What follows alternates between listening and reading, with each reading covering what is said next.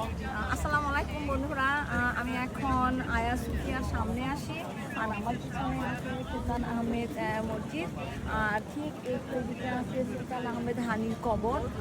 আমি কালকে চলে যাচ্ছি। চলে যাওয়ার আগে আমি আজকে আসলাম আপনাদের জন্য একটু ভিডিও করার জন্য। আর আমার সাথে আমার আঙ্কেল আছে রিপন, আমি ওনাকেও আপনাদেরকে দেখাবো। আসেন আপনাদেরকে আয়া সুফিয়া দেখাই। এটা আয়া সুফিয়া, আসেন।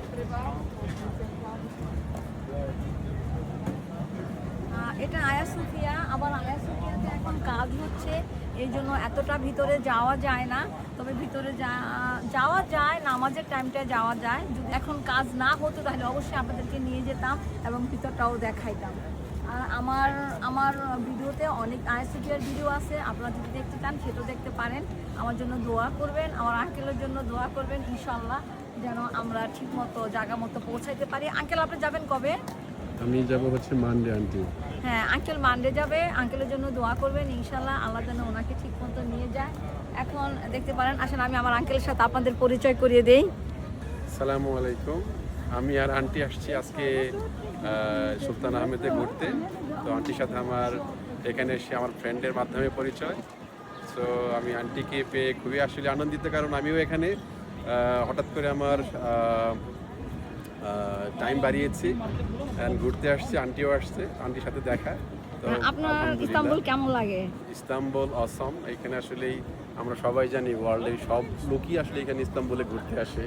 এটা পৃথিবীর সবচেয়ে one of the best place, মানে ভিজিট প্লেস। সো আপনারাও আসেন, সময় পেলে, সুযোগ পেলে। ভালো থাকবেন। আল্লাহ হাফেজ। আল্লাহ হাফিজ। বন্ধুরা, আসেন আপনাদেরকে একটু ঘুরে দেখাই। আয়া সুফিয়া এবং সুলতান আহমেদের যে জায়গাটা আছে, এটা মাঝখানের এই জায়গাটা মাশাআল্লাহ খুবই সুন্দর। আপনারা না দেখলে এটা বুঝবেন না।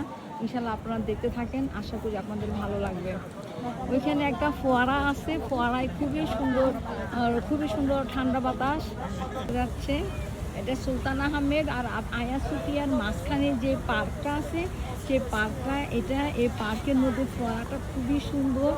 আর এখানে যারাই ঘুরতে আসে তারা এই ফোয়ারার সামনে আসলে বাতাসে পানি একটা ধূপ উড়ায় নিয়ে আসে এবং সেটা খুবই মজাদার এবং খুবই ভালো লাগে।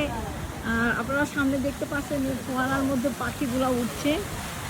এগুলা গাংচিলগুলো ভাসতেছে। এই যে এখানে একটা হাঁটতেছে, এরা মানুষকে ভয় পায় না। গাংচিলগুলা কি সুন্দর করে সাঁতার কাটতেছে। ওয়াও!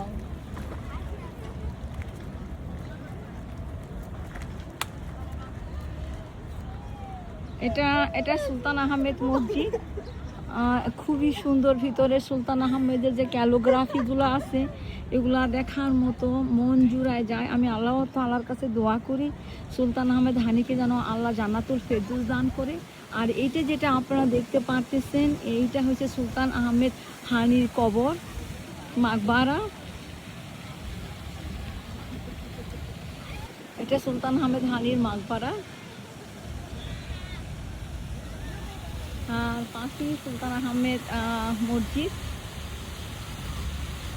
আর ঠিক এই ফোয়ারার মাঝখানে থেকে একটু সামনের দিকে গেলেই আয়া সুফিয়া, যার এত নাম সারা পৃথিবীতে, যে আয়া সুফিয়া দেখার জন্য মানুষ তুর্কিতে আসে, বিশেষ করে ইস্তানবুলে। এটা সে আয়া সুফিয়া, ঐতিহাসিক এই মসজিদ। আপনারা তো জানেন এটা কিভাবে মুসলমানরা দখল করেছিল, জয় করেছিল। আর যে জয় করেছিল তার নাম সুলতান মেহমুদ আল ফাতিহ, এবং সে এই ইস্তাম্বুল জয় করেছিল। ইস্তাম্বুল জয় করার পরে ইস্তাম্বুলের নাম আগে ছিল বার্জেন্টিন, আর সে বার্জেন্টিনকে কেটে সে নাম দিয়েছিল ইস্তানবুল। ইস্তানবুল মানে ইসলামের জয়। এই জন্য ইস্তানবুলটা এত সুন্দর, সবসময় জয়ই থাকে। আপনারা সবাই দোয়া করবেন আমাদের জন্য, আল্লাহ সুবহানাহু ওয়া তাআলা যেন আমাদেরকে ঠিকমতো আমাদের গন্তব্যে পৌঁছে দেয়। আমরা একটু পরে বোটে যাব, আর যখন বোটে যাব বোটও আপনাদেরকে দেখাবো ইনশাআল্লাহ। আপনারা সবাই ভালো থাকেন, আপনাদের জন্য দোয়া করছি, আমার জন্য দোয়া করবেন। আল্লাহ হাফেজ।